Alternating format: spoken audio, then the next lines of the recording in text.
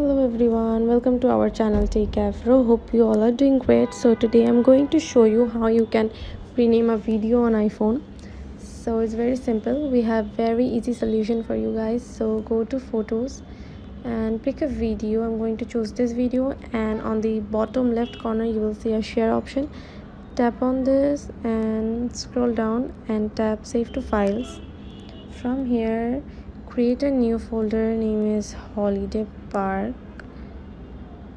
Tap save, and now go to files and tap and hold this video, tap rename and type Holiday Park and then done.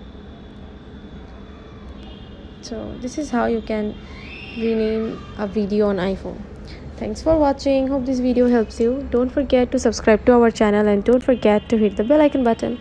See you in the next video. Bye bye.